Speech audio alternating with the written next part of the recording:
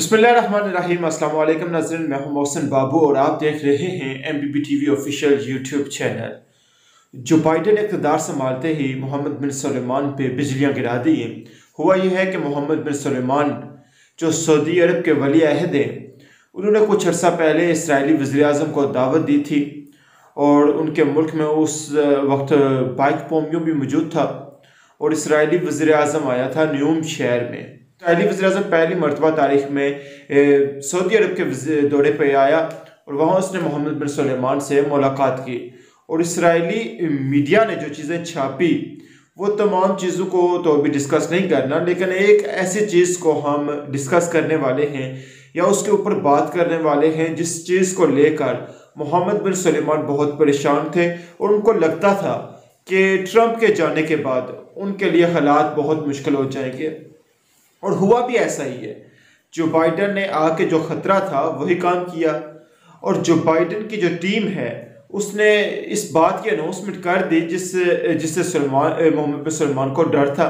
मोहम्मद बिन सलमान ने इसराइली वज़ीर-ए-आज़म को कहा था कि अमेरिका में उनके लिए लॉबी करे और अमेरिका की नई आने वाली हुकूमत को कायल करें कि वो ट्रंप की तरह के तल्लुकात मोहम्मद बिन सलमान के साथ बनाए और ईरान के साथ हाथ मिलाने के बजाय सऊदी अरब के साथ हाथ मिलाए। मोहम्मद बिन सलमान उनकी जो शाही खानदान है उनके साथ भी उनके वैसे ही तल्लुकात होने चाहिए जैसे डोनाल्ड ट्रंप के थे और ये इसलिए भी ज़रूरी था कि मोहम्मद बिन सलमान के खिलाफ एक केस अमेरिका के अंदर चल रहा है और वो जो मोहम्मद बिन सलमान के खिलाफ केस चल रहा है अमेरिका में, वो उस केस में मोहम्मद बिन सलमान के खिलाफ फैसला आने की सूरत में वो इश्तिहारी हो सकते हैं और फिर उनके लिए अमेरिका और दीगर के ममालिक में ट्रैवलिंग करने के लिए प्रॉब्लम क्रिएट हो सकती है।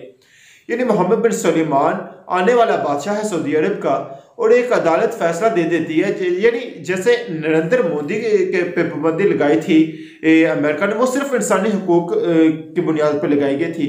लेकिन अगर एक आदमी के ऊपर अमेरिका के अंदर केस है और अमेरिकन अदालत उसको सजा देती है या उसको कन्विक्ट कर देती है तो वो आदमी जितना मर्जी बड़े ओहदे पे हो जब भी अमेरिका में आएगा वो डरा जाएगा।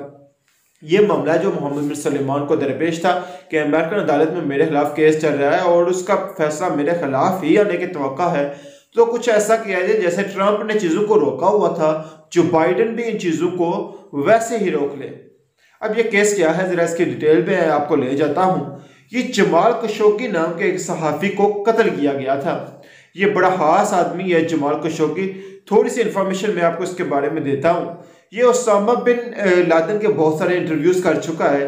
ये सऊदी अरब का जो शाही खानदान है उनके बहुत करीब था ये बंदा और उसामा बिन लादेन के बहुत सारे इंटरव्यूज़ इसने किए और जो आखिरी इंटरव्यूज़ किया इसने अफगानिस्तान में, यानी उन दिनों तक भी वो जाकर उसामा बिन लादेन को मिलता रहा और उसके ताल्लुक वाले जर्नलिस्टों में उसका शुमार होता था। और सऊदी अरब का जो शाही खानदान है इसके साथ बड़े गहरे तल्लुकात है। बड़े अरब टीवी और चैनल्स के अंदर इस बंदे का तजिया लिया जाता था, लेकिन मोहम्मद बिन सलमान के खिलाफ के साथ इसकी मुखालफत हो गई थी। और एक अल अरेबिया की रिपोर्ट के मुताबिक जमाल खशोगी जो सऊदी अरब का शाही खानदान है उसके बाहर ये अकेला शख्स है जो शाही खानदान और अलकायदा के दरमियान राब्तों और तल्लुकात के बारे में सब कुछ जानता था। यानी कोई ऐसा आदमी दुनिया में नहीं है शाही खानदान के बाहर जिसको इस शाही खानदान और अलकायदा के दरमियान जो राब्ते हैं या जो तल्लुकात हैं उनका इल्म हो, लेकिन ये बंदा जो है ये जानता था। हत्ता कि ये यहाँ तक जानता था कि 9/11 करने वालों के साथ शाही खानदान के किस नौयत के तल्लुकात थे, ये अल अरेबिया ने रिपोर्ट किया था। 2017 में जब इख्तलाफात बढ़ गए तो यह आदमी कहता था जमहूरियत लेके आओ, बादशाहत को खत्म करो, मोहम्मद बिन सलमान जो है वो ज्यादती कर रहे हैं, मोहम्मद बिन सलमान अपने लोगों को दबा रहे हैं और ज़बरदस्ती जो है आगे आ रहे हैं। इस किस्म की चीज़ें इसने की हैं उनके बारे में। जब मोहम्मद बिन सलमान के साथ हालात तल्लुकात ख़राब हो गए तो उसे लगा कि सऊदी अरब के अंदर मेरे लिए ख़तरा है, तो उसने खुद साख्ता जिला वतनी इख्तियार कर ली 2017 में। अमेरिका के वाशिंगटन पोस्ट में और दीगर बहुत सारी जगहों पे इसने लिखना शुरू कर दिया। मोहम्मद बिन सलमान के ख्याल में ये बंदा लगातार मोहम्मद बिन सलमान की इमेज को, उनकी शोहरत को नुकसान पहुंचा रहा था।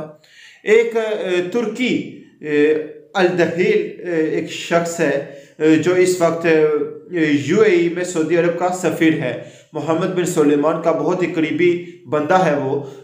तुर्की अल दहील इसको मोहम्मद बिन सुलेमान ने कहा था कि वो खशोगी के पीछे गोली लेकर जाएगा, यानी उसको मारने का इरादा उसने जाहिर किया था मोहम्मद बिन सुलेमान ने।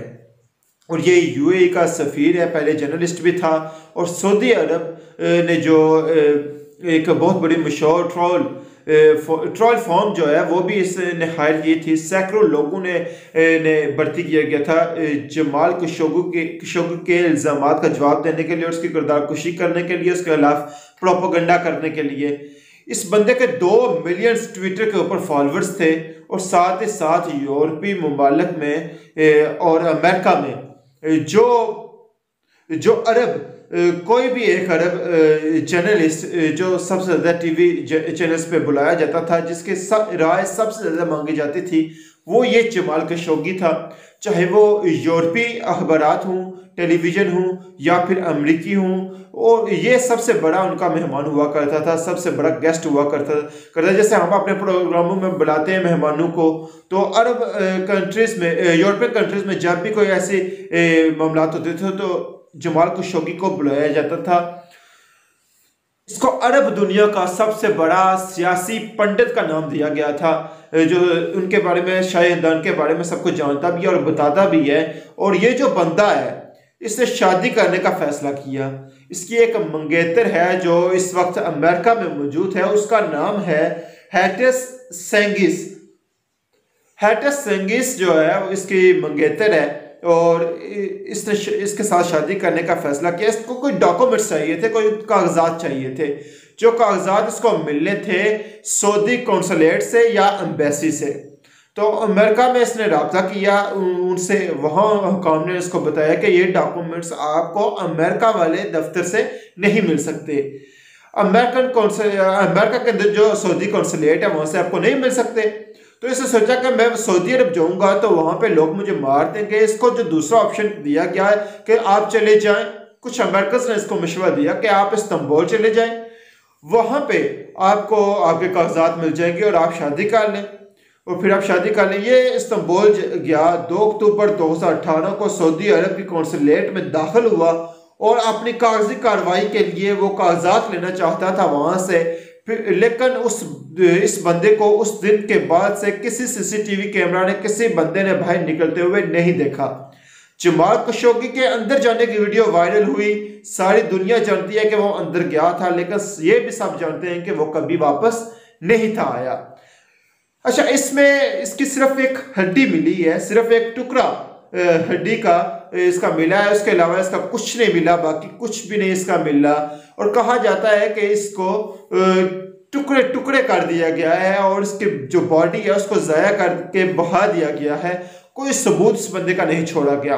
तो जमाल खशोगी के साथ ये किया गया है और इसमें इसको मिसिंग पर्सन डिक्लेयर किया गया कि वो गुम गया। लेकिन 15 अक्टूबर को, ठीक 13 दिन के बाद, जो तुर्की के तहकीकात करने वाले लोग हैं और कुछ सऊदीस वो दाखिल हुए, उन्होंने इंस्पेक्शंस की इस पूरी एम्बेसी की, पूरी कौंसलेट की, और साबित हो गया कि यहाँ पे कत्ल हुआ है। और उन्होंने बताया कि केमिकल्स के जरिए कैसे इसकी बॉडी को ज़ाया किया गया और ये सारी चीज़ें साबित हो गई। और तुर्की ने कहा कि यहाँ पे कत्ल हुआ है, ये बंदा यहाँ पे मिसिंग पर्सन नहीं है। तो फिर नवंबर में अमेरिकी CIA ने तहकीकात के बाद ये दावा कर दिया था कि मोहम्मद बिन सुलेमान ने इस कत्ल के अहकामात जारी किए थे।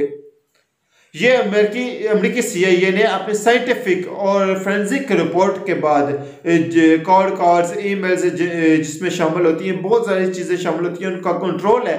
तो उन्होंने बताया कि मोहम्मद बिन सुलेमान ने यह कत्ल करवाया। ज़्यादातर कंट्रोल जो है यहूदियों के पास है, इसराइलियों के पास है, कि वो सॉफ्टवेयर में जाते हैं, मोबाइल से उनके अंदर देखते हैं, ईमेल्स के अंदर देखते हैं, वो बहुत दूर तक जानते हैं। तो सऊदी अरब के जो ये वली अहद है मोहम्मद बिन सुलेमान, इनको देखें तो ये 2018 से लेके अब तक लगातार इसराइल के आगे झुका हुआ है और ये सबूत जो है इसराइल के पास मौजूद है और भी बहुत कुछ इसराइल के पास मौजूद है।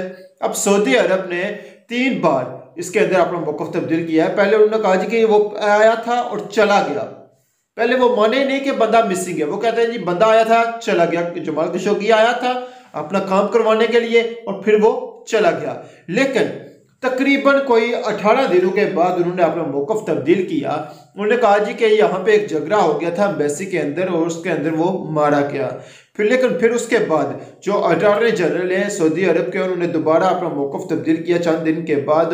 तीसरा मौक़िफ़ उन्होंने ये दिया कि उसका कत्ल हुआ है और ये पहले से तयशुदा कत्ल था। फिर CIA ने कहा जी कि तयशुदा तो था, लेकिन इस कत्ल के अहकामात जो हैं वो दिए हैं मोहम्मद बिन सुलेमान ने। अब मोहम्मद बिन सुलेमान उनके साथी जो हैं उनके खिलाफ अमेरिका के अंदर केस दायर किया 20 अक्टूबर 2020 को। यानी उससे पहले केस नहीं किया गया क्योंकि वो जानते थे डोनाल्ड ट्रंप की हुकूमत है, कुछ भी नहीं हो सकता। तहकीकात हो चुकी थी, तहकीकात को दबा के बैठ गए थे, उनको बिल्कुल ने तहकीकात को ख़त्म कर दिया था।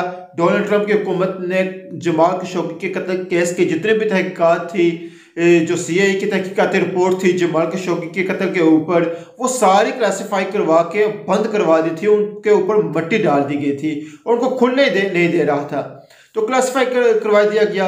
अब जो उसकी मंगेतर थी हेटर सेंगिज, उसने ये केस किया 20 अक्टूबर 2020 को, यानी आज से चंद महीने पहले।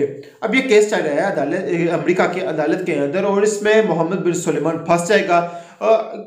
अदालत में वो कागजात भी चाहिए होंगे और तहकीकाती रिपोर्टें भी चाहिए होंगी, वो सबूत होंगे।